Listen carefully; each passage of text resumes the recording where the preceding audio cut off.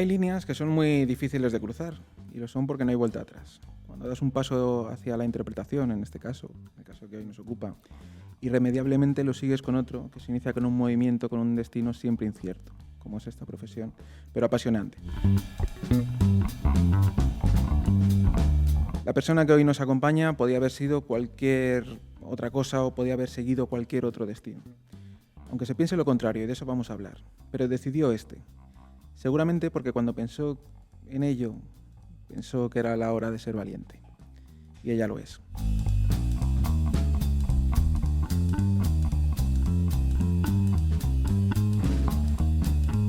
Si el pan es el alimento del cuerpo y la cultura del alma, quien nos acompaña hoy tiene nutrición para 1000 vidas. Hoy recibimos a una actriz que escribe su nombre con letras de oro en la historia de nuestro cine y teatro, y ella es Adriana Ozores. Adriana, buenas tardes. Hola, buenas tardes. Bienvenida. Encantada de estar aquí. Es un placer tenerte con nosotros esta tarde y es un honor, de verdad te lo digo. Estoy muy emocionado de que estés, te lo he dicho antes, te lo digo ahora y te lo diré después. Nada, encantada de poder participar de un proyecto tan bonito, todo lo que tenga que ver con la cultura y con la difusión de la cultura y que llegue a todas partes.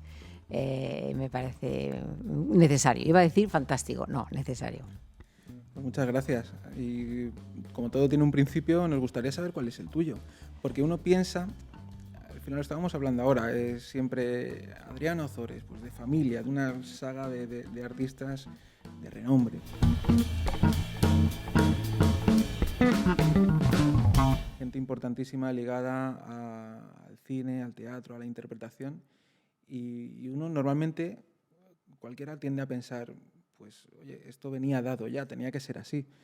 ¿Fue fácil, fue difícil? ¿Cómo tomaste la decisión? ¿Cómo era esa vida? Bueno, yo viví bastante al margen de todo lo que era lo específico de la profesión, porque mi padre ya no estaba ejerciendo, con lo cual yo no estaba tan cerca, ¿no? Lo que pasa es que el rumor te llega, ¿no? El rumor invisible digamos, de cuál debería ser tu destino, te llega, ¿no? ¿Qué es lo que pasa? Que cuando yo tomo la decisión y me meto en el conservatorio, lo que es ahora la RESAT, no estoy mucho tiempo porque enseguida me pongo a trabajar porque tenía que trabajar, pues a partir de entonces, cuando me doy cuenta que todo aquello empieza a rular, digo, uy, me parece que esto va a tener que ser por aquí. Yo lo que hice fue escuchar, ¿no? Y decir, bueno, esto está funcionando, pues voy a hacerle caso y voy a tirar para aquí, ¿no? Yo me siento ahora, con los años, yo digo, Dios mío, no sabía, ahora no sé tanto, ¿no? Pero entonces ya no sabes nada, pero nada es nada. Nada de cómo funciona esto, nada de qué siquiera la responsabilidad de ser actor. Es que no lo sabes, ¿no? Han sido los años los que me han hecho tener esa conciencia. Pero yo llegaba allí y yo hacía barbaridades. Tenía que hacer, no sé, cuento como anécdota, que no me oiga, por Dios, tenía que hacer un coro en Televisión Española para Fernando García de la Vega y éramos muchas.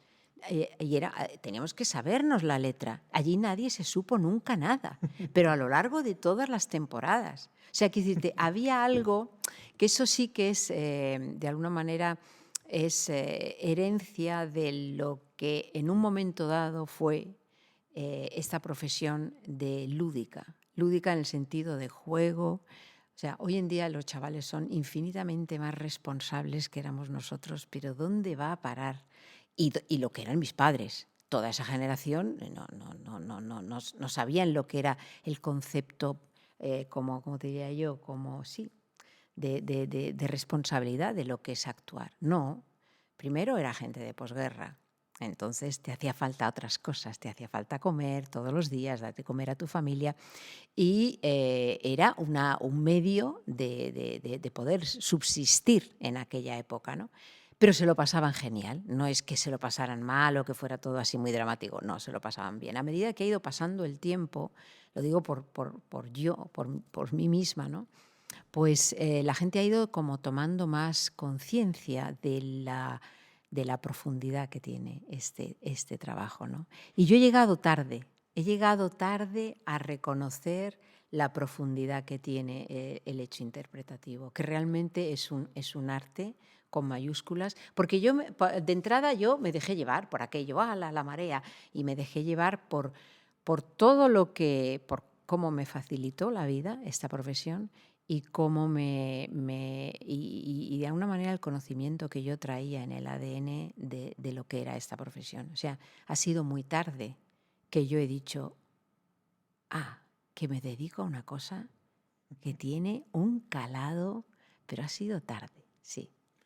Entonces, quizás esa es una de las principales diferencias que ves, ¿no? Que hoy en día a lo mejor hay una mayor profesionalización por una formación reglada, con una serie de ítems que antes a lo mejor se aprendían sobre la marcha, a base de experiencia, porque eran comediantes al final, ¿no? Que era un poco la palabra, eran Exacto, comediantes.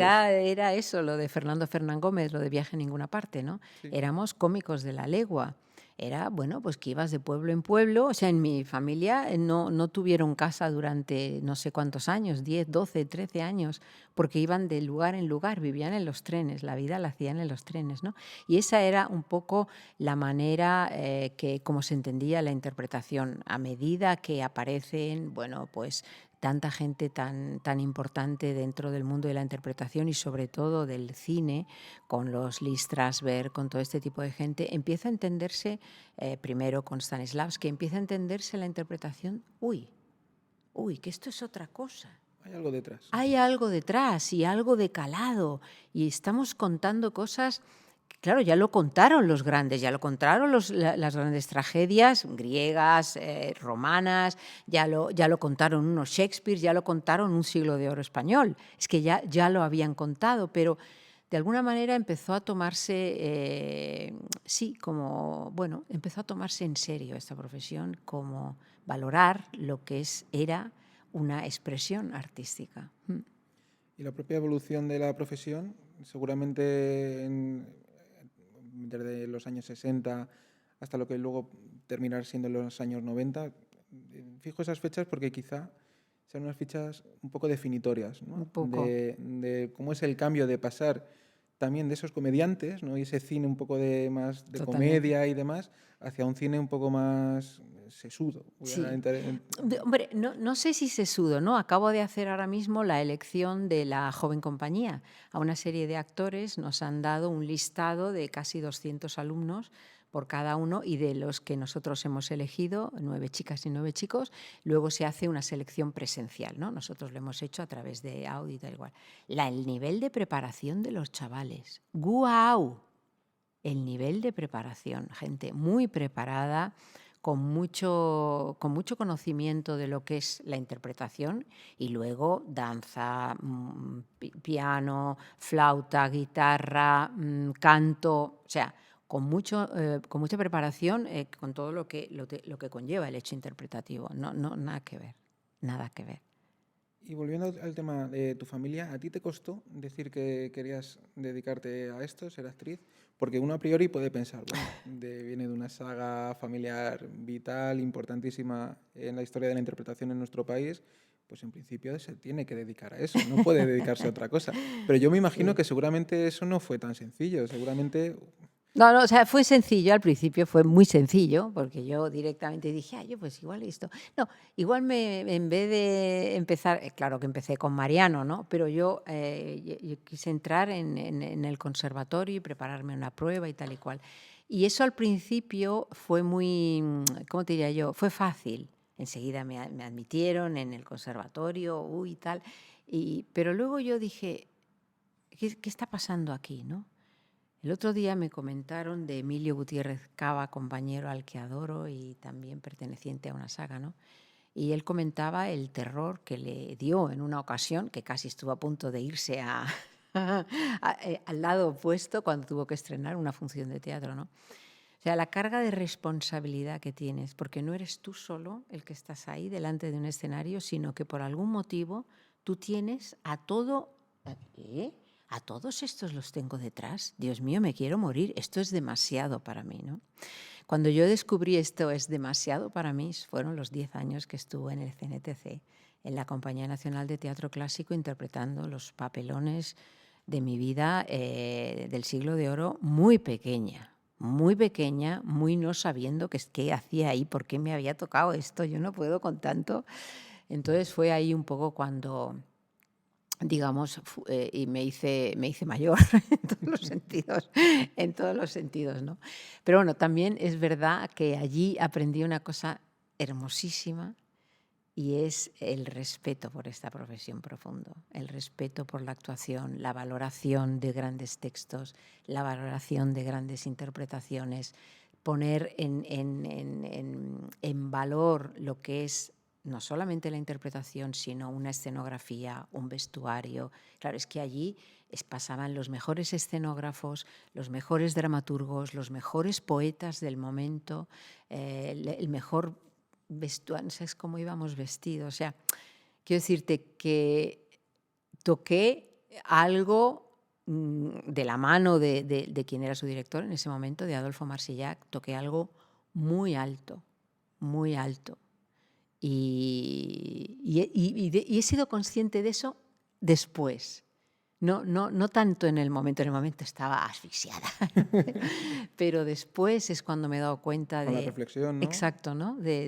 Sobre todo de ver en otros ámbitos cómo ya te digo, un tiempo atrás, cómo se consideraba esta profesión un poco pues sí, de pandereta, y no toda la profundidad y lo que te puede ofrecer esa profundidad de conocimiento humano, porque Don Quijote y Sancho Panza, quiero decirte, ¿quién es ahí de los dos el más sabio?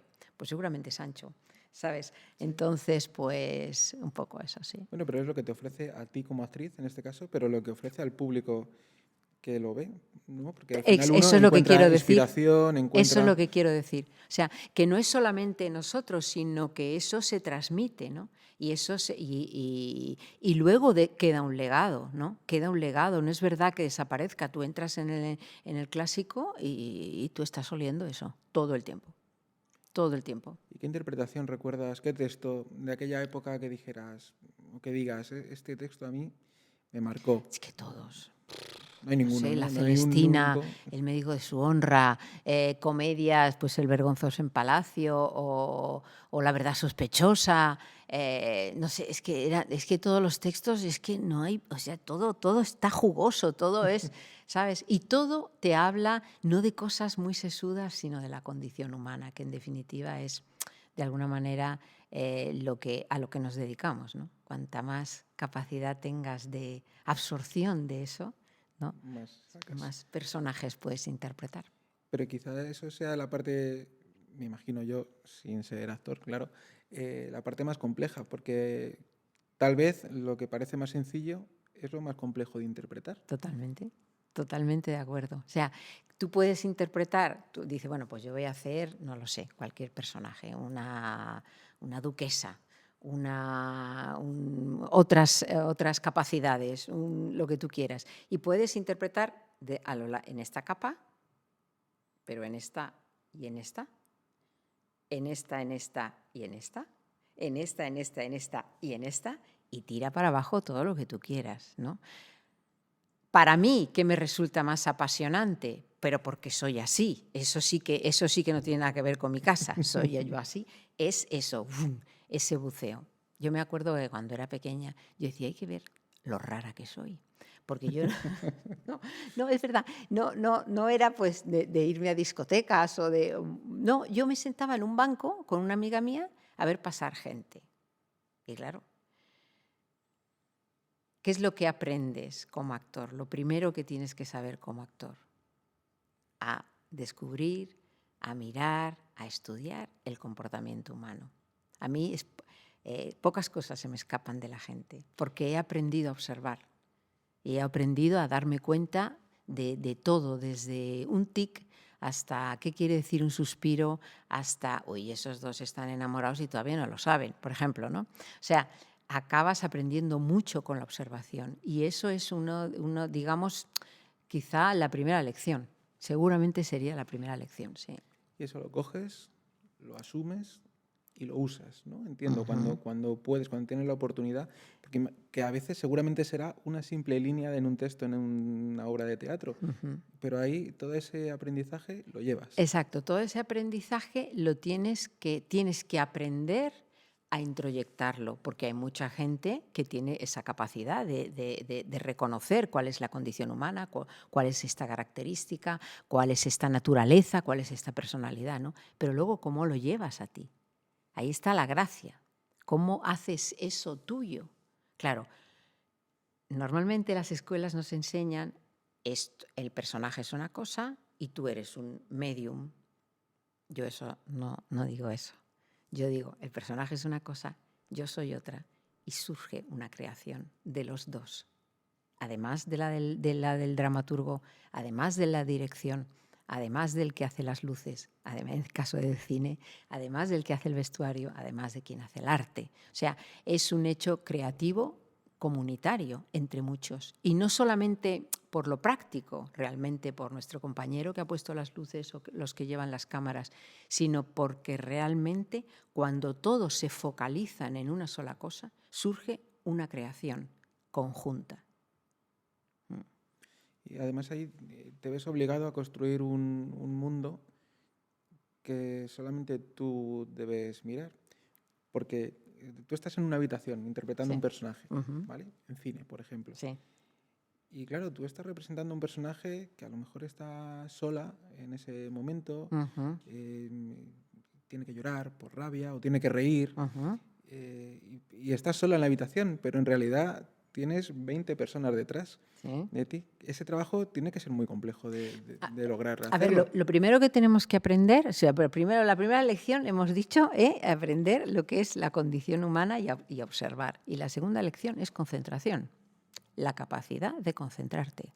Porque tú estás preparándote para hacer tu personaje y hay un señor que te pasa el micro por aquí y el otro te dice, no, a ver un poquito los brillos, dice, esta ropa parece, te voy a coser el botón, ¿sabes? Entonces, lo segundo es, por favor, tenemos que saber concentrarnos. Es básico, porque todavía en teatro la gente está en silencio, el público está en silencio y esa hora y media, 2 horas, lo que dure el espectáculo, realmente hay una concentración y una focalización. En cine no sucede esto, en audiovisual quiero decir. Cine o televisión, esto no sucede. Ahí tienes que pasar diciendo el drama de tu vida por encima de un travelling, cuidado que la luz no le tape a tu compañero, cuidado con el escorzo, que no te tienes que pasar. O sea, es muy complejo, pero, o sea, hay métodos para aprender a concentrarte, pero a mí me parece que es muy, muy importante, porque hay gente que es verdad que se desconcentra con facilidad, y no, y tú tienes que aprender a ser foco tú. Ya puede estar aquí pasando lo más grande, que a ti eso te da igual. Tú tienes que estar en lo que tienes que estar. ¿Y qué es más fácil para afrontar esas situaciones? ¿El hacer drama o el hacer comedia? O más difícil, más que más fácil, ¿qué es más difícil hacer? No, a mí siempre, mientras yo era así, bueno, la verdad es que la mayoría de la gente dice, no, hombre, hacer comedia es mucho más difícil. Y digo, no. O sea, si no tienes vis cómica, sí, porque claro, es jodido, porque no te nace, porque no tienes esa naturaleza. Pero si no, o sea, el nivel de implicación personal que tiene un personaje dramático no lo tiene un personaje cómico. ¿Pero por qué? Porque para hacer comedia tú necesitas estar un poquito fuera para ver aquello, entender que estás haciendo comedia, ¿no? No puedes estar, como te diría, con el drama absolutamente entregado porque estás haciendo otra cosa. Claro que lo estás haciendo de verdad, pero tienes que tener un pequeño punto de vista fuera de, por ejemplo, me tengo que aprender un personaje en comedia, ¿no? No, un personaje en drama. Pues yo estoy, como te diría, es como si fuera al 100% con el personaje. Pero yo hago comedia y yo me estoy riendo. Me estoy riendo porque me estoy viendo fuera haciendo las gansadas que estoy haciendo. Entonces, es complejo, pero a mí me parece mucho más difícil hacer drama por el compromiso personal que te pide. Sí. ¿Y cómo encaras un personaje? Porque supongo que hay mucha diferencia, y hablábamos antes de dos personajes concretos. Por ejemplo, hablábamos de Flora en La hora de los valientes o de Pilar en Heroína, que son dos personajes que son bastante diferentes, un contexto diferente, aunque con algunos matices comunes seguramente. ¿Cómo encaras un personaje? ¿Cómo encaras el otro? ¿Cómo te aproximas al personaje que tienes que interpretar? Por ejemplo, quiero acordarme porque hace tantos años de La hora de los valientes, yo me acerqué a ese personaje primero a través de una prueba, porque Antonio Mercero me hizo una prueba y la pasé y pude hacer el personaje. Entonces es un trabajo mucho más íntimo, es un trabajo muy personal, muy de encuentro contigo mismo, contigo misma, con lo que estás diciendo, con lo que está pasando, con el contexto en el que estás, ¿vale?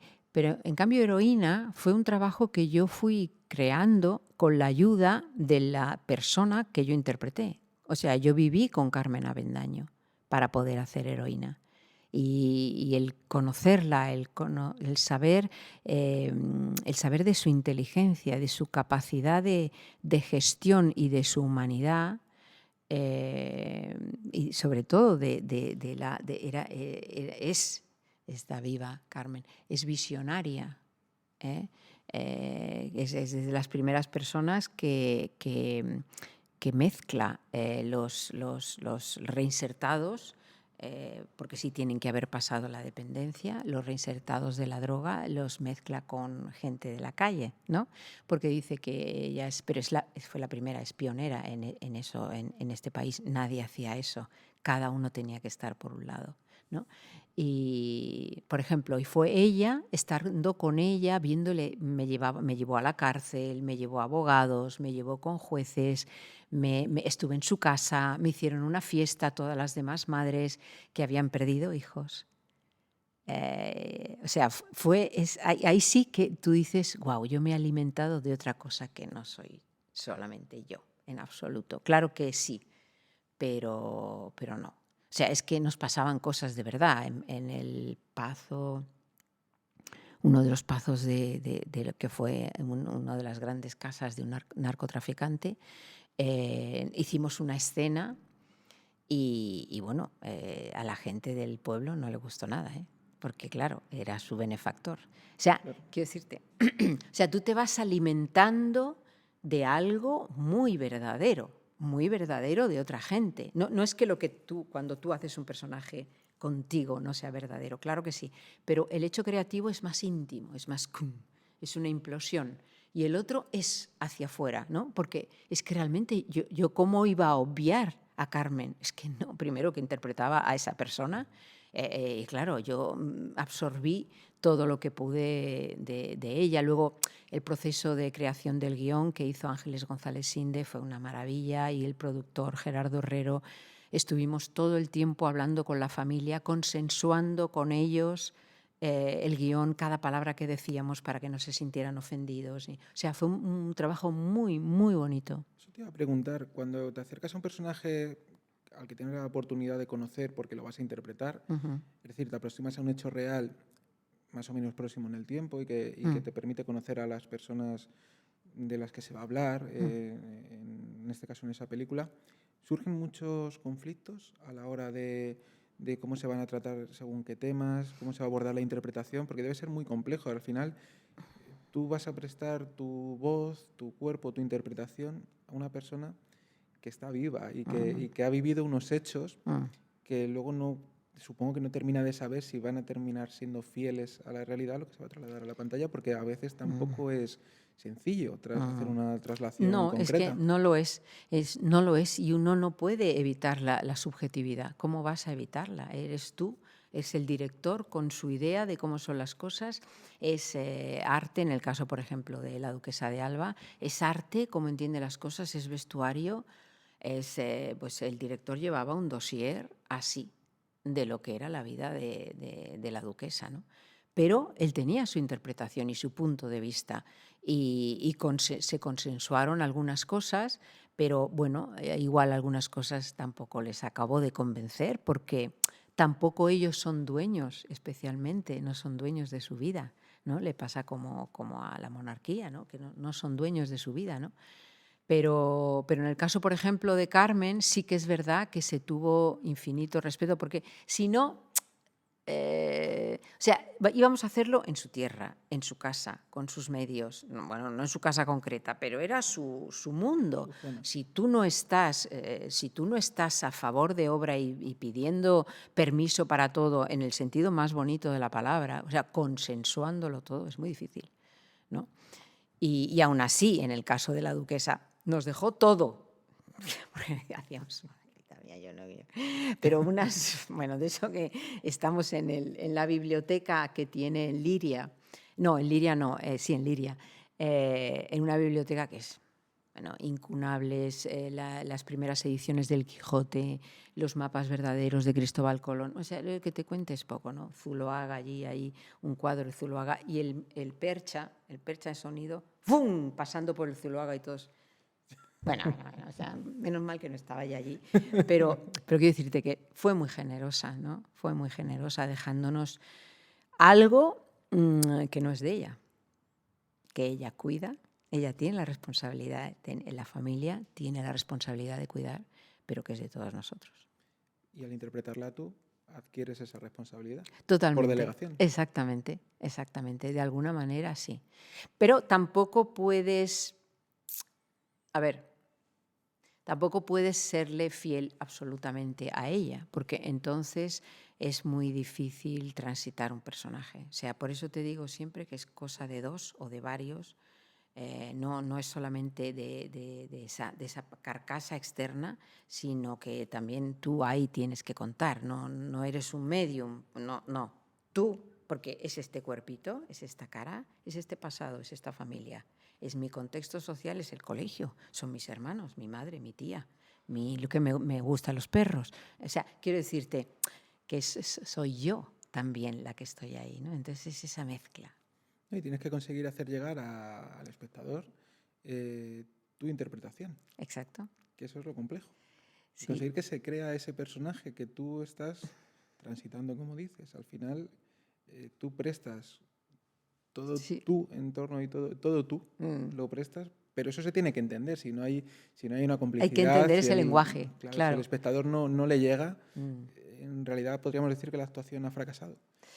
Claro, sí, efectivamente, la actuación podría haber fracasado, pero bueno, eso es algo que poco a poco, hombre, yo creo que bueno, tener talento, tener habilidades para poder hacer eso no es una tontería, ¿vale? Pero bueno, a medida que ha ido pasando el tiempo, en mi caso, ¿no? Yo me he ido dejando llevar mucho más.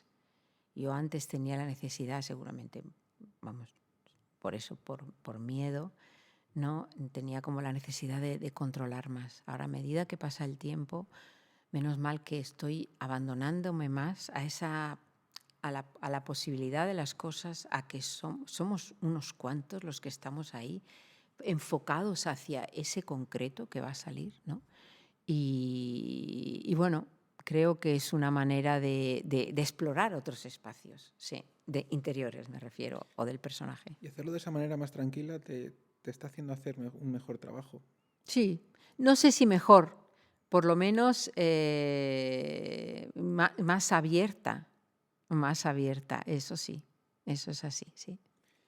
Hablábamos de dos personajes de cine, vámonos a dos de televisión, por los que seguramente mucha de la gente que nos va a ver te conoce aún más o has llegado a muchas generaciones, porque yo creo que eso es algo muy bueno que tenéis los que sois grandes actores y grandes actrices, y es que sois muy intergeneracionales, porque para cada generación sois un personaje diferente. Sí, eso es bueno, porque lo primero significa que durante mucho tiempo habéis tenido trabajo y porque lo habéis hecho muy bien.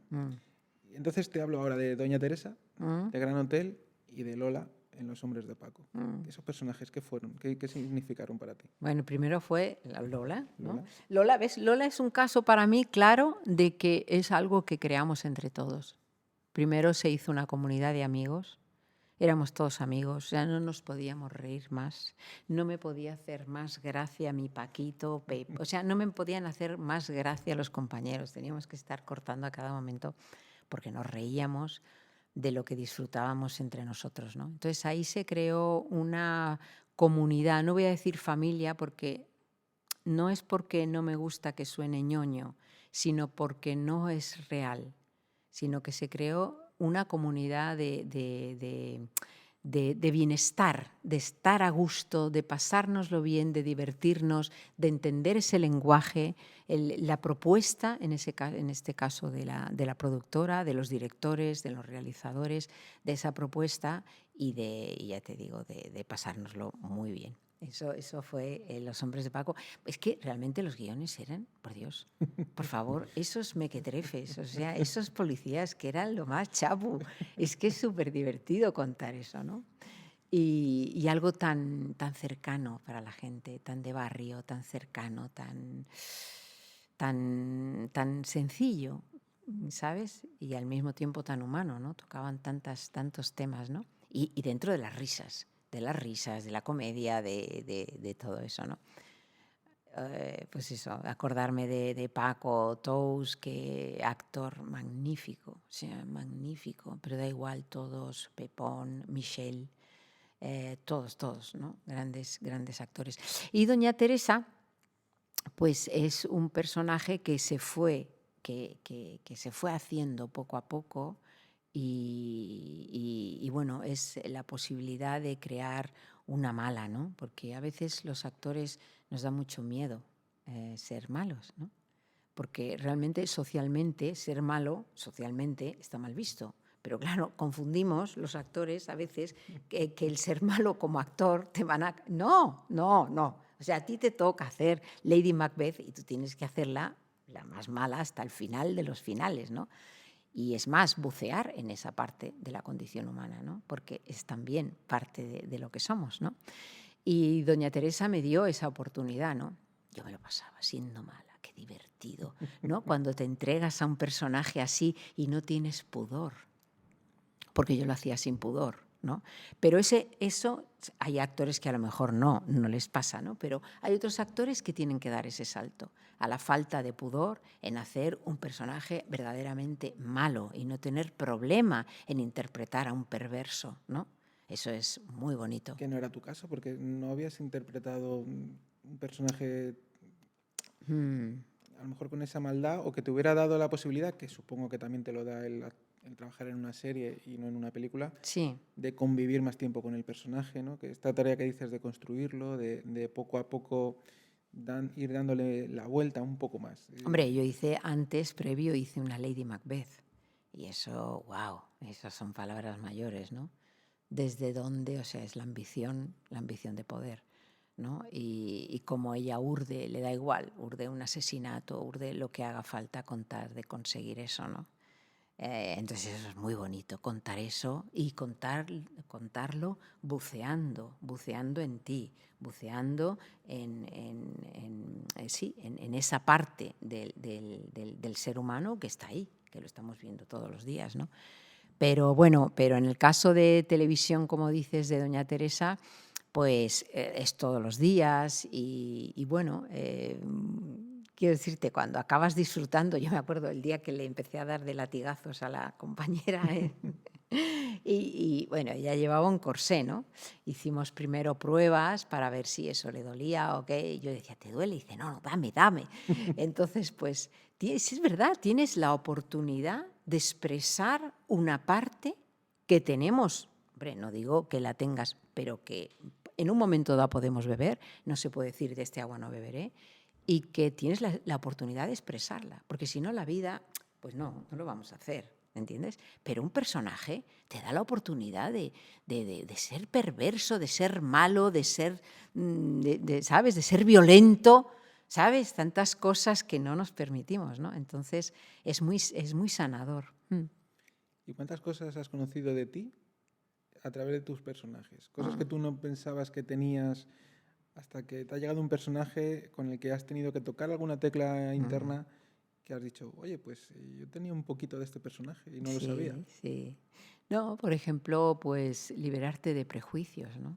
De repente tú tienes prejuicios que no se saben de dónde te llegan o ideas preconcebidas con respecto a cosas y descubres a través de un personaje que cuando lo transitas de verdad digo, pero yo dónde estoy, pero yo a mí cómo se me ocurre esto, juzgarlo para aquí o para allá, o juzgarlo de pobrecita, cuando es el ser más feliz, infinitamente más feliz que tú, precisamente porque no tiene la carga de responsabilidad que tienes tú, ¿no?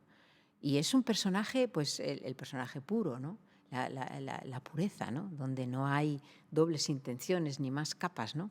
Y, qué tranquilidad, qué gusto poder ser una persona, hoy diríamos, con otras capacidades, ¿no? Sí. O sea que eso es muy bonito, te libera de muchas cosas, te abre muchas puertas. De repente te toca hacer un personaje que se está separando en el momento en que te estás separando tú. Y de ¿cómo? ¿Por qué? ¿Por qué me toca ahora esto?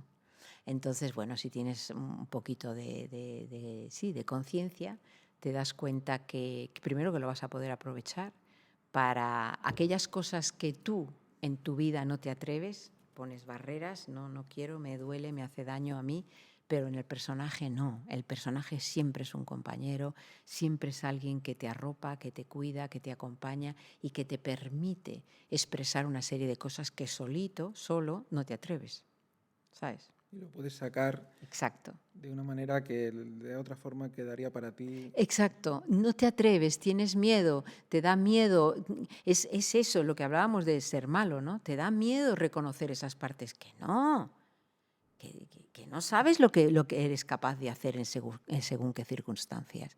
Y luego aparte todo el conocimiento que tenemos colectivo. O sea, tú metes la mano en el cajón desastre de toda la conciencia colectiva y tú sacas tigres de Bengala, si quieres, ¿no? Entonces, el caso es ese, no tener miedo a meter la mano porque no te vas a impregnar necesariamente, o sí, porque perteneces a ese colectivo, ¿no? Es mostrarlo, tener el valor de mostrarlo. Esto Sí, es es así. asomarte a una ventana y, bueno, no sabes, ¿no? Exacto. Pero esa es la ventaja que tiene la interpretación, en tu caso, el poder ver diferentes perspectivas. Exacto. Y, bueno, pues mira, esta la tengo, esta no, de esto cojo un poquito, porque, oye, a lo mejor tengo que ser un poco más mala en mi Exacto, día a día. claro, por ejemplo, ¿no? Ese tipo de cosas, ¿no? Es un aprendizaje. Es un aprendizaje y es un... Sí, es que es un conocerse a uno mismo, es un trabajo personal. Si te lo tomas, si lo haces con un poquito de conciencia, es un trabajo, sí, personal. Hemos hablado de la diferencia de preparar un personaje en cine, Ah, en televisión y en el teatro. En el ah. teatro, ¿cuál es la mayor diferencia que notas? Porque por aquí han pasado algunos grandes del teatro, como es don Manuel Galeana, y él nos contaba esa magia, ¿no?, que todos los actores sentís en el teatro, porque eso que sucede ahí sucede una única vez. Puede ser la misma representación durante muchos meses, pero cada actuación es una y es esa. Y entonces él decía que siempre se terminaba produciendo una especie de comunión con el público de cada función, y que él nos hablaba de una actuación concreta y decía, yo hasta que no la interpreté la vez número 70, ese día dije, hoy me ha salido bien. Y la gente me decía que le gustaba, que estaba bien, el director contento. El teatro, ¿qué significa para ti el teatro? ¿Lo vives así? O sea, el teatro es un medio muy distinto al audiovisual, ¿no? El audiovisual, tu nivel de exposición es este. El resto lo tienes escondido. En el teatro es como estar en pelotas, pero completamente desnudo, completamente vulnerable, también por la exposición a la que estás sometido. El nivel de exposición. No es lo mismo. Que te has confundido, Adriana, da la vuelta atrás. Y vamos a hacerlo otra vez. No es lo mismo que tira para adelante, pase lo que pase. Entonces, ese nivel de exposición y por lo tanto de vulnerabilidad y por lo tanto de esto es lo que soy, ¿sabes? Eso crea, claro, crea clímax, crea momentos muy tremendos. ¿Por qué hoy en día está funcionando el directo como está funcionando? A ti te lo puedo preguntar. Y yo, porque es verdad que está pasando. O sea, que dicen, no, la crisis del teatro, bueno, pues no sé, será la crisis de hace tiempo, pero ahora no es igual. que hace unos años, donde, no, pero ahora, bueno, ha pasado lo que ha pasado. O sea, el audiovisual lo tenemos en casa comiéndonos la sopita de por la noche. Pero el directo no, el directo tenemos que seguir volviendo a ir. Lo vemos allí. Es un jolgorio en un sentido. Te obliga a salir de casa si quieres ver un directo, ya sea ver a un cómico, escuchar una orquesta, ver una obra de teatro. O sea, el directo hoy en día está teniendo un tirón que hacía tiempo que no tenía. Y lo está teniendo ahora. Por eso, por lo que decía Manuel, porque es que es en vivo, es vivo. Lo que está pasando allí es como si dijéramos es de carne y hueso. No, y nos pasa a todos que, por ejemplo, vas a ver una comedia al teatro y te ríes y sales llorando de la risa.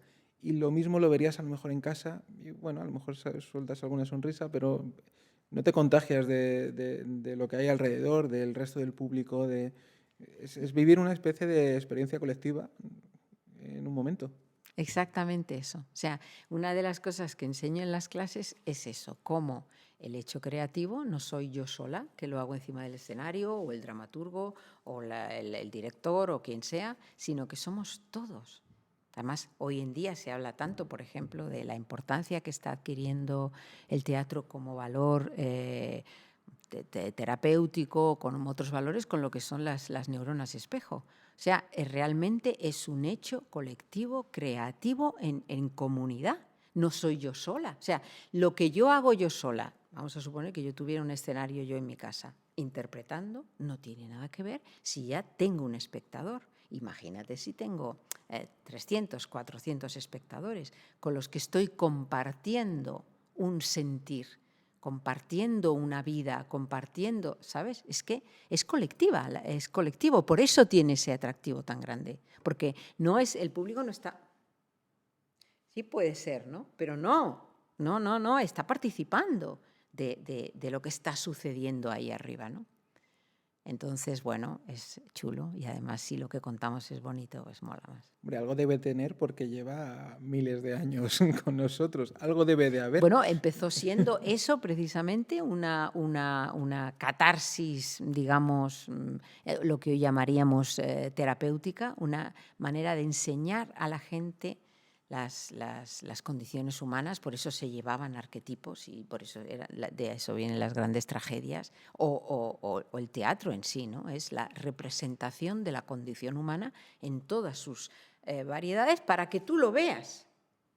Para que tú digas, ah, coño, esto me está pasando a mí, o esto, Manolita, es que la acaba de clavar. O sea, era un espejo, esa es la palabra, es un espejo que nos ayuda siempre. Un terapeuta, lo que necesitas es que no tenga vínculo personal contigo y que sea un espejo, taca, taca, taca, taca, con el que tú, el rebote, es eso. Me decía en una conversación Emilio Gutiérrez Cava, que lo has mencionado antes, que él no se había sentido nunca tan solo como una vez, un día concreto, sobre un escenario en un teatro. Dice, ese día me sentí solo. Había 700 personas en el patio de butacas, estaban mis compañeros, y dice, pero yo, dice, estaba solo. ¿Ese sentimiento tú le has tenido alguna vez? El estar tan metida en la interpretación de ese personaje o en esa escena o en una obra concreta en la que hayas dicho... Bueno, o sea, es cierto que en determinados momentos el personaje te posee. ¿Qué quiere decir que te posee? Que tú haces cosas que no las has hecho tú. Digo, pero un momento, a ver,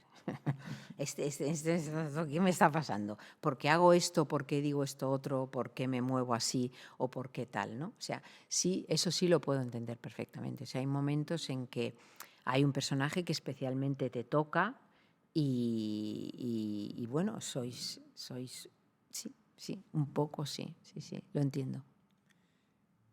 Me hablabas de la docencia y sé que es algo que te apasiona, que te encanta hacer. ¿Cómo es ese mundo para ti? ¿Qué significa para ti poder enseñar sobre tu experiencia y tu conocimiento a otras personas que se quieren dedicar a lo mismo?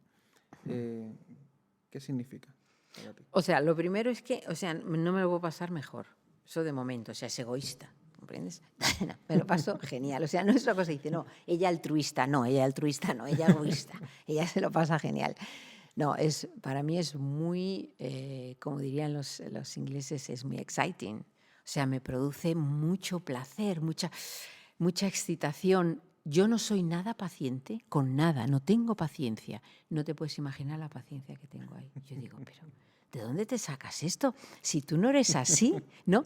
Me puedo pasar horas y horas y horas, porque trabajo con gente que no son necesariamente profesionales, claro que con profesionales, pero también con gente que no son profesionales, ¿no?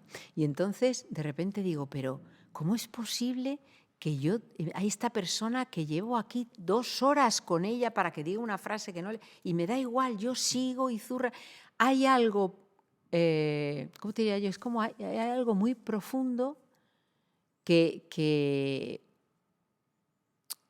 no sé explicarlo. Que No sé. sale. Sí. Que sale y te ayuda a canalizar un poco lo que quieres trasladar a tus alumnos y transmitir, ¿no? Sí, y hay algo de la pasión de esta profesión. Yo creo que es el lugar, más allá es la primera vez que esto lo digo, ¿no? Más allá de lo que es en la interpretación, creo que es muy importante la pasión, o sea, la capacidad energética que tienes de sacar de ti la energía que tengas que sacar. Y creo que esa pasión la vivo o la quiero transmitir cuando tengo a compañeros o a gente delante, porque no lo hago desde la cabeza. Me nace eso, sí. Y creo que la pasión es fundamental pero ya te digo, es que no lo hago desde la cabeza, no. Sale. Me sale es que me divierto, es que me lo paso bien, es que ese proceso de investigación y luego veo cómo se lo pasa a la gente, ¿no? La gente se lo pasa genial, ¿no? Y es porque es bueno, pues hombre, también no es que yo lo haga a palo seco y ya eso va a ser divertido, no. O sea, yo, por ejemplo, cuando he dirigido, he dicho, bueno, aquí ya les está doliendo el culo, ¿eh? En el patio de butacas a los espectadores, a ver qué hacemos porque esto no puede ser. O sea, yo tengo ese feedback todo el rato de estar en escena y estar fuera, estar en escena y estar fuera, ¿no? Entonces eso me ha ayudado mucho. Eso sí que me lo ha dado el ADN, ya te lo digo, pero eso me ha ayudado mucho. Tengo como conciencia de la totalidad de lo que ahí está pasando, ¿no? Igual estructuro dramáticamente un texto y tengo uy, no, esto aquí ha caído, no, esto aquí se ha caído, no, esto aquí, uy, esto ya lo hemos repetido, ya lo hemos contado, no lo voy a contar otra vez, ¿sabes? Hay algo como de la totalidad, ¿no? Y resulta muy complicado al estar al otro lado, podríamos decir, el encontrar los papeles correctos para el alumno, en este caso no lo llamo actor, son actores y actrices, lo voy a llamar alumno, Sí. Encontrar el papel adecuado para el alumno adecuado, porque seguramente estoy pensando en mucha gente que que tiene vocación, ¿no? Que tiene pasión por querer ser actor o actriz y que a lo mejor va a pruebas o ha estado y seguramente ha ido con papeles que no son el que es su papel. Y eso le hace que no funcione, que no le den un papel concreto. A lo mejor tiene que saber encontrar, ¿no?, qué papel es el suyo. Eso tú... No va por ahí, no va por ahí. Va por todo lo contrario. Es cómo yo me enamoro de lo que me llega. Es al revés. No es yo busco. A mí cuando me preguntan tu personaje ideal, digo, pues es que no lo sé. No sé, el que me llega ya me lo curraré yo para enamorarme apasionadamente de esa mujer o de ese hombre, como he hecho en alguna ocasión, ¿no? Al contrario, es enseñar las herramientas para tú llegar a la profundidad de ese alma. Con lo cual tú te vas a enamorar. A ti te da igual que te pongan un cabrero, que un rey, que un déspota, tú te vas a enamorar, te lo puedo asegurar. Y digamos, sí, la responsabilidad ante una gente que viene a aprender es esa, es llenarles de herramientas para poder enfrentarse a los personajes que les toque profesionalmente o si son gente de la calle que le apetece hacer un trabajo personal, trabajar con ellos, ¿no? Pero es la adquisición de herramientas. Y ahí sí que mencionas el ADN. Ahí sí que hay estrategias y cosas que tú has sacado de lo que tenías y Mm. había algunas que no recordabas y cuando estás dando clase dices, oye, esto viene de... Sí, sí, exactamente, exactamente. Hay muchas cosas que digo, pero bueno, pues esta capacidad, ¿de dónde te la sacas tú? Y eso tiene que ver con eso, absolutamente, ¿no? Ya te digo, hay muchos directores que dicen, el público, no quiero saber nada del público, esta no soy yo. No, yo en mi casa se han currado mucho al público porque no les quedaba más narices que currarse mucho al público porque si no, no comían. Imagínate cómo se tenían que currar al público. Entonces, inevitablemente eso lo tengo metido en la cabeza, ¿no? Y ese ir y venir del escenario a sentarme en el patio de butacas, de ese ir y venir para mí es fundamental para una dirección. No puedes concebir el hecho artístico solo mime conmigo, no. El hecho artístico es comunitario y dentro de esa comunidad, claro que tú al espectador le vas a dar el nivel cuanto más alto mejor, claro que sí, ¿no? Pero no es solamente lo que yo hago, wow, mi gran obra. Yo estoy viendo algunas cosas que digo, madre mía, qué mirada de ombligo más importante, ¿no? Y digo, no, es que lo siento, no, o sea, si no tienes en cuenta, no ser servil con el público, es que es distinto. Pero no tener en cuenta al público, no tener, por ejemplo, yo, chorrada, ¿no? Cuando empezamos a ponernos micros en teatro, ¿no? En teatro se empiezan a poner micros porque son grandes espacios y porque básicamente la cultura cinematográfica nos reconoce a los actores en este plano. Tú ya no puedes decir en un teatro, te quiero, para que te oigan en la fila, no sé, 50. Es que no puedes hacer eso porque ya no hay esa cultura. Entonces yo decía, no, pero señores, pongámonos micro, ¿qué más da? ¿Qué más da? Si lo importante es, ¿sabes? Entonces es valorar todo ese tipo de cosas que tienen que ver con la comunidad, que tienen que ver con el todo, no solo con mi ombligo y con solamente yo tengo que ir contra viento y marea para hacer la gran expresión artística dejando atrás el público, porque es siempre el público. No sé si me ve la cámara. Sí. No, que esto es de todos, esto es de todos. Y yo estoy arriba también gracias a estos señores que han venido aquí a pagar. Sin público no hay teatro. Exacto. Entonces, sí. Entiendo que lo que me quieres decir es que no pueden estar supeditadas las creaciones en el mundo, concretamente en el teatro, al ombligo, vamos a decirlo así, Sí. de una única persona. Oye, yo es que esto es buenísimo. Ya, pero ha venido 20 personas y ha habido que cancelar porque nadie más ha comprado entradas. Ya, pero es lo mejor que hay. Es que la gente no lo entiende. No, igual no has entendido tú, ¿no? Lo has entendido tú, que si tú olvidas el contexto, estás olvidando el 50%. No digo, insisto, no digo en que no haya que ir mostrando, subiendo el nivel y la capacidad, ¿no? Claro que sí, esta es nuestra obligación, ¿no? De informar, de todo, pero no tener en cuenta al público nunca, porque es como hay el prejuicio, ¿no? De considerar que si tú tienes en cuenta al público, tú estás rebajando el espectáculo. Y eso para mí pues es muy ombliguista, ¿no? No, al contrario, seguramente lo que hay que hacer es conseguir que el público vaya acompañando, ¿no? En todo ese proceso a lo largo de mucho tiempo, de muchas obras muy diferentes y de muy diferentes géneros, acompañando al teatro. Ahora hay mucho más público en el teatro, lo estabas comentando hace un momento, que hace unos años, hace no tantos años. Hace no tanto, hace muy ahora poquitos. Se abren teatros.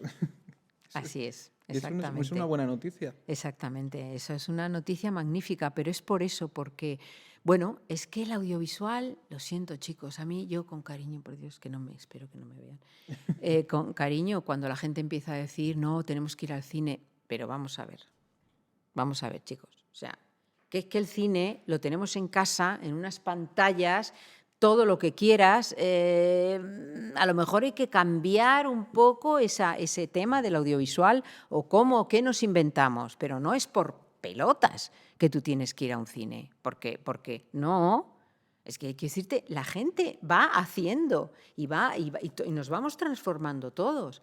Pues es eso, es de tener todo en casa y el directo no, queridos. Este sí que no está en casa. Y la gente va al cine, Y la gente va al cine. pero cuando va a ver algo que quiere ver. Exacto. No, es que antes, ¿qué había? El cine solo. Ahora, imagínate el abanico de ocio, ¿no? De posibilidades de ocio que tenemos. Es que si todo eso no se tiene en cuenta, pues mal. Es que muchas veces se habla de manera un poco despectiva, por ejemplo, aquí concretamente en Madrid, que es donde grabamos este podcast, de los musicales en la Gran Vía. Como algo que, es que los musicales en la Gran Vía, bueno, pues vamos a ver la parte positiva. Hay mucha gente que la primera vez que va al teatro es a un musical en la Gran Vía y de ahí empieza a ir a otras cosas. Ofrécele eso a la primera vez que viene la gente al teatro, porque se va a enamorar del teatro. Si tú lo primero que le enseñas a esa persona es una cosa como muy apretada, pues dice, anda, ya estos pesados, no vuelvo nunca más. Entonces hay que tener ese equilibrio. Hay que crear afición. Exacto, crear afición y tener ese equilibrio, de contextualizar todo. O sea, pues eso, hemos ido a hacer... Cariño, hemos ido a hacer a un pueblito de Andalucía, no voy a decir cuál es, la cantante calva de Ionesco, y un poco salieron diciendo, pero qué vergüenza, ¿cómo venís a hacer esto? Y les pareció un espanto. Pero bueno, pues ya está. Ahí fue un poco metedura de gamba por parte de la producción, porque no salió satisfecho nadie. ¿Entiendes? No sirvió de nada, al contrario, sirvió de rechazo. Pues habrá que hacer, habrá que consensuar. Claro, porque al final una obra es, hablábamos antes del contexto, es su contexto, dónde la haces, para qué público va dirigido, no todo el público es igual. Ni... O sea, el público de Almagro, cuando el CNTC empezó a ir con el Siglo de Oro a Almagro, ¿tú lo puedes comparar con el público de hoy, que son expertos en Siglo de Oro? Pero todo, la gente de los pueblos de al lado, se vienen de fuera de España, se vienen de Madrid, se vienen de donde sea, porque, bueno, Almagro es todo un acontecimiento, es una maravilla de divertido, de allí tú vives a partir de las 8 de la tarde. El resto, a las 5 de la mañana te metes en la cama o a las 6, porque por el calor no puedes vivir a otra hora, ¿no? Pero quiero decirte, ¿cómo ha cambiado el público? Ya se ha hecho aficionada, ya van todos los años, ya conocen las obras, ya... O sea, claro, es que es muy importante el cómo. Y además eleva el nivel de exigencia para quienes van a actuar allí. Claro. Esa es la retroalimentación de la que hablamos. O sea, Claro. un mayor nivel del público exige un mayor nivel por parte de los intérpretes. Así es, todo es así, ¿no? Y bueno, pues te encuentras cosas deliciosas, gente joven que está haciendo textos de preocupaciones que tienen de su edad, pues hablo de gente pues eso con 25 años y la están llevando a textos clásicos y hacen una interconexión entre un gran texto clásico, un Segismundo, una vida de sueño, con algo, con una preocupación de una cantante de hoy en día y hacen esa relación, ¿no? Eso es riquísimo. Eso es riquísimo. Y esto nos sirve muy bien para hilar con un punto fundamental en todas las entrevistas que estamos haciendo en este podcast, que son las humanidades, que es algo que a nosotros nos preocupa y nos ocupa, que es el defenderlas, el potenciarlas y demás. ¿Qué papel crees que pueden jugar? Porque venimos de un mundo y vamos seguramente en alguna medida hacia un mundo en el que la tecnología lo invade todo. Pero claro, nadie se pregunta de qué vamos a dotar esa tecnología. Tendrá que tener algo, ¿no?, que la acompañe. Tendrá que tener contenido, ¿no? ¿Cómo ves tú ese mundo de las humanidades, ese abandono? Hablabas del Siglo de Oro, por ejemplo, de texto o de Shakespeare, textos clásicos que tienen plena vigencia. Hoy uno lee cualquier de esos textos y tienen plena vigencia, pero es que te vas a una tragedia griega y tiene plena vigencia. Claro, porque la condición humana es la que no ha cambiado. O sea, quiero decirte... No ha cambiado, tampoco hemos crecido tanto, tampoco tenemos tanta conciencia, ¿no? Los arquetipos siguen siendo prácticamente los mismos, ¿no? El Sancho Panza, el criado, el sabio, el tierra, seguirá toda la vida, el idealista, seguirá toda la vida. Entonces, lo que sí hay que hacer es eso, es acercarlo. Mira, hay un filósofo maravilloso que se llama Javier Gomá. Este señor hace trabajos de investigación muy importantes de filosofía, pero también hace trabajos de filosofía divulgativa. Entonces es una filosofía cercana a todo el mundo, tan comprensible y tan humana, esa es la palabra de Marte, a él le gusta hablar en esos términos y habla lo mismo de política, que habla de parejas, que habla de hijos, que habla de educación, pero desde un ámbito filosófico. Por ejemplo, a nadie que vaya a ver a Javier Gomá o Javier Gomá venga a ver de una conferencia o una charla en cualquier sitio, la gente no le va a entender todo el mundo. Pero él está haciendo una labor de amplificación, en definitiva, de nuestras capacidades, ¿no? No es capacidades, es posibilidades. Tenemos esa capacidad, pero tenemos posibilidad de mucho más, ¿no? Y entonces se te abren puertas, se te abren puertas. Yo creo que bien llevada es lo mismo que te pasa, dice, bueno, yo aprendes a probar filosofía en esto, ¿no? Por Dios. Ahora, que te toque un profesor. Entonces, ¿qué, la filosofía o es esa persona que te ha abierto a un mundo desde un lugar del alma, desde la pasión, desde dónde? ¿Qué ha pasado ahí? ¿No? Entonces yo creo que esos facilitadores de las humanidades creo que son indispensables, porque son ayudadores de vida, o sea, son facilitadores de vida, ¿sí? Es que hablábamos antes de abrir esa ventana en la cuestión de la interpretación, pero seguramente en las humanidades pasa un poco igual. Si alguien nos abre una ventana y nos enseña un poquito, a lo mejor nos gusta, nos pica la curiosidad y vamos un poco allá. Claro, si a un chaval, yo lo entiendo perfectamente, si a un chaval con 12, 13, 14 años le das sin ningún tipo de anestesia la regenta, pues seguramente estará horrorizado. Claro. Habrá que introducirlo para que claro. cuando vaya a la regenta, que vaya él a buscar la regenta y que le encante. Exacto. La regenta a cualquier otro. Pero si tú empiezas a hacer ejercicios alrededor de eso, pues yo qué sé, músicas que pinten, ¿cómo sería para ti? ¿Qué es no sé, el jardín donde vive esta señora? O cualquier cosa que les acerque de una manera personal a algo que es complejo, pues te está abriendo la curiosidad. Bueno, aparte que la gente curiosa, yo creo que eso sí que es una suerte, ¿no? Hay gente que tiene talento para una cosa, para otra, pero la gente curiosa creo que es un valor que te salva la vida. Y poder acercarles a su realidad, porque yo imagino que a unos chicos de instituto, oye, os voy a contar una historia de un ligón, un chulo que es un ligón, que se termina enamorando de la chica guapa y oye, al final acaba muy mal la cosa.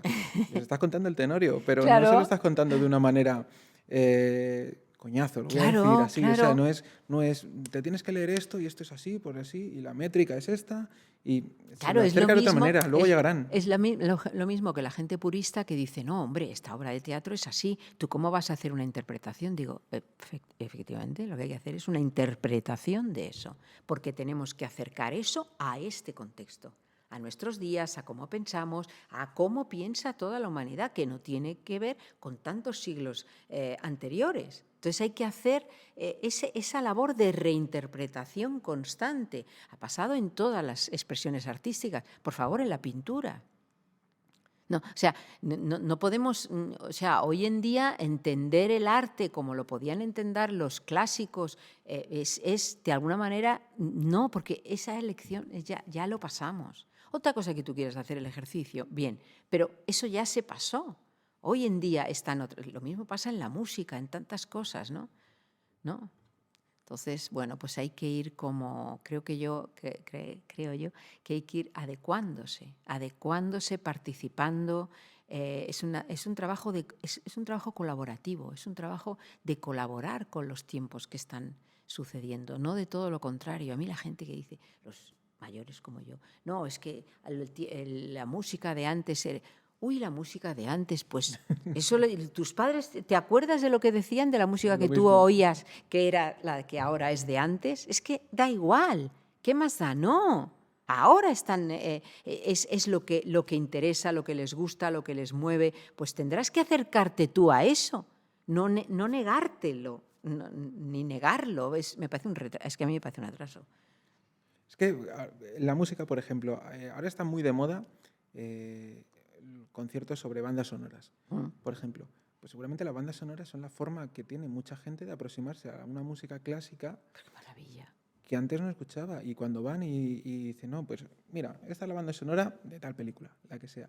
Y ahora te voy a poner un movimiento, una pieza, un fragmento de un Mozart, un Beethoven, un Vivaldi, y a ver si te suena. Y, joder, oye, pues suena parecido. Pues es que el director la ha cogido de aquí para interpretarlo aquí. Le estás acercando. Claro, claro. Lo que ¿Cómo se llama decimos, ese divulgador de la ópera, de otras muchas cosas? Se llama Ramón, que tiene programas en la tele. Bueno, entonces él te acerca cualquier ópera. Primero te da la explicación de la falla. Él es cantante, él es pianista y te dice, mira, fijaros esta nota, tan, tan, tan, porque aquí lo que hace el chico es enamorarse, y te cuenta la historieta. Y después de que te ha hecho toda una contextualización de aquello, tú ya vas enamorado y entregado, porque es un tío que lo hace muy bien, tú luego te ves la ópera, no la ves igual, nunca la vas a ver igual, jamás. Porque tú ya has tenido un acercamiento y es como si la hubieras cogido tú para ti, tú hubieras sido partícipe de esa historia, ¿no? Y a partir de entonces es poder acercarte de una manera, eso es personal, esa es la palabra, ¿no? a mí me pasó una cosa parecida con por eso ponía el ejemplo un poco del Don Juan, del Tenorio, porque a nosotros nos acercaron una vez, hace mucho tiempo, a un Tenorio en el que, bueno, pues iba en moto, era una cosa muy tal, y oye, yo salí de allí y digo, pues Claro. esto está chulo, y a leer el Tenorio, y no me digas cómo, pero termino llegando a Estudio 1 y viendo un Tenorio de Raval, genial, Claro. pero es que termino llegando a un Tenorio de Juan Diego. Claro. Que eso es inolvidable. Claro, ¿ves cómo eso te facilitaron las cosas, te abrieron las puertas? No, nunca es por imposición, nunca. No debe ser nunca por imposición. Tiene que ser desde la ayuda, desde el encuentro, desde la generosidad, en definitiva, ¿no? Y poco a poco, porque da igual, el que es muy docto en filosofía igual es un cebollo en otras cosas, con cariño. O sea, quiero decirte que no tenemos la sabiduría completa todos, ¿no? Entonces, yo creo que es necesaria el facilitar el encuentro. Sí, para mí es muy importante. ¿Y qué proyectos tiene Adriana Mujeres entre manos? Tenemos formación, tienes este proyecto docente que tienes. Sí. ¿Qué más tienes? ¿Qué tienes? Este proyecto docente muy bonito que se llama Escena tu mejor tú y bueno, que es una delicia de hacerlo, sobre todo, ya te digo que soy egoísta. Y por el otro lado, estamos preparando una película basada en una novela de Ángeles González Sinde que se llama Después de Kim, y la haremos este verano, principio de verano, en la costa levantina, basada en un hecho real y una historia apasionante entre, claro, me dice Ángeles, te paso el guión, ni se te ocurra leerte la novela. Inmediatamente me leí la novela. Y entonces le llamé y le dije a Ángeles, y lo primero que he hecho es leerme la novela después de leer tu guión. Bueno, entonces es apasionante, porque ella es una gran guionista, es una gran novelista y una gran guionista, ¿no? Cómo ha hecho la traducción de la novela al guión. Y el guión es algo mucho más trepidante, policial, dinámico, ¿no? Y la novela es el pensamiento de los personajes y es una maravilla. Sí. Pues Adriana, ha sido un auténtico placer estar aquí contigo, un orgullo que nos hayas acompañado. Claro que sí. Y muchísimas gracias por haber venido. Vale, a vosotros, un besito muy grande.